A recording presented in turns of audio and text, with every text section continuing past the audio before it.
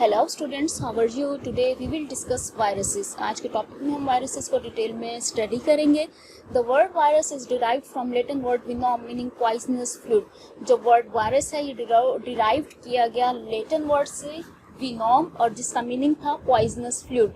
It can be defined as non-cellular infectious entities which contain either RNA or DNA, normally encased in proteinaceous coat and reproduced only in living cells.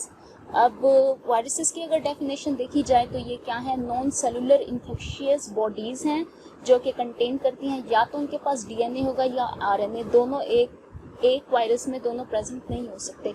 Normally ये encased है protein coat में, और coat में जो protein की बनी हुई है ये रिप्रोड्यूस करेंगे जस्ट लिविंग सेल्स में। Without living cells viruses are dead. Viruses utilize the biosynthetic machinery of the host for its own synthesis and then transfer themselves efficiently to other cells. अब क्या हो रहा है कि वायरस यूटिलाइज कर रहे हैं बायोसिंथेटिक मशीनरी को अपने होस्ट की, किसके लिए? ताकि वो सिंथेसिस कर सकें और ट्रांसफ़र कर सकें दूसरे सेल्स में। Some viral diseases have been known for centuries. अब सेंचुरीज से हम बहुत सी वायरल डिजीज़ के बारे में जानते हैं। In fact the first infectious disease against which effective method of prevention was developed was a viral disease. जो सबसे पहली इन्फेक्शियस डिजीज़ थी जिसके अगेंस्ट इफेक्टिव मेथड यूज़ किए गए थे उसको प्रिवेंट करने के लिए डिजीज़ को और डेवलप किए गए थे, वो क्या थी? वायरल डिजीज़ ही थी। In 1796 Edward Jenner first vaccinated an 8 years old boy with material removed from the cowpox glands on the hand of the milkmaid। तो 1796 की बात है। एडवर्ड जेनर थे साइंटिस्ट, सबसे पहले उन्होंने 8 years old बॉय को वैक्सीनेटेड किया। कैसे किया? उन्होंने एक मटेरियल लिया, उसको किसका? कॉपॉक्सिलियन ली और उनको उस 8 year old बॉय में इंसर्ट कर दिया।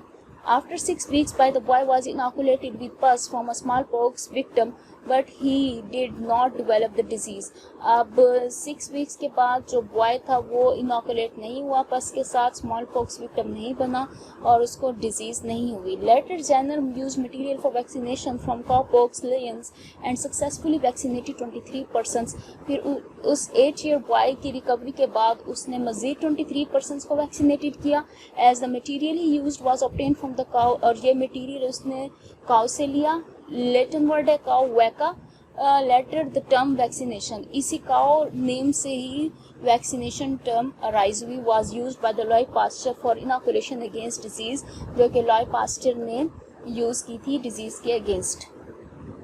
In 1884, one of the Pasteur's associates, Charles Chamberlain, found that bacteria cannot pass through pore clean filters, while against responsible for rabies, a disease which is transferred to human by bites of rabid dogs, foxes, cats, bats and other animals can pass through these filters। अब 1884 में जो थे हमारे पास scientist pastures और उनके जो associates थे Charles चैम्बरलैंड, उन्होंने देखा कि बैक्टीरिया जो है वो पास नहीं हो सकता फिल्टर से, जबकि जो क्या करते हैं रिस्पॉन्सिबल हैं डिजीज़ कोज करने में रेबीज़ की, और ये ट्रांसफ़र होती है ह्यूमंस में इनके काटने से, डॉग्स के काटने से, फॉक्सिस के, कैट्स के, बैट्स के या फिर दूसरे एनिमल्स के काटने से, जो कि पास ये हो जाती है और ये पास होती हैं दूसरे फिल्टर से। As in those days, the word virus was loosely used to describe any toxic substance that caused disease। अभी उन दिनों की बात है कि जब ये जाना जाता था कि जो वायरस है ये किसी भी टॉक्सिक सब्सटेंस के लिए यूज़ होता है जो कि डिजीज़ कॉज करते हैं। Those unseen filterable agents of disease were described as filterable viruses। अब जो दूसरे ना दिखने वाले फिल्टरेबल एजेंट्स थे डिजीज़ के, तो वो हम क्या कहते थे? ये क्या है? हमारे पास फिल्टरेबल वायरसेस हैं। 1892 Ivanovsky discovered that the agent which cause tobacco mosaic disease was filterable, और 1892 में वॉन स्काई ने डिस्कवर किया कि जो टोबैको मोज़ेक डिजीज़ है ये भी फिल्टरेबल है viruses. He obtained bacteria free filtrate from grow up infected plants and placed it on healthy leaves of the tobacco। अब उन्होंने बैक्टीरिया फ्री फिल्टरेट लिया और उसने इन प्लांट्स जो थे इन्फेक्टेड प्लांट्स और उन्होंने प्लेस कर दिया हेल्दी लीव्स ऑफ टोबैको में इन्फेक्टेड प्लांट से लेकर किसमें इंसर्ट कर दिया, हेल्दी लीव्स ऑफ टोबैको में। He observe that filtrate produce disease in the healthy plants, फिर उन्होंने देखा जो फिल्ट्रेट उन्होंने यूज़ किया था उसने हेल्दी प्लांट्स में डिजीज कॉज कर दी। After that presence of similar filtrate passing ultra microscopic agents was seen in the victims of many diseases including foot and mouth disease 1898 and yellow fever 1901। तो इसके बाद presence of similar जो उस जैसे ही filter passing ultra microscopic agents तो जो थे देखे गए कि वो कॉज करते हैं डिफरेंट डिजीजेस, जैसे फुट एंड माउथ डिजीज हो गई थी 1898 में और येलो फीवर 1901 में। This is all about my lecture and question. Thank you.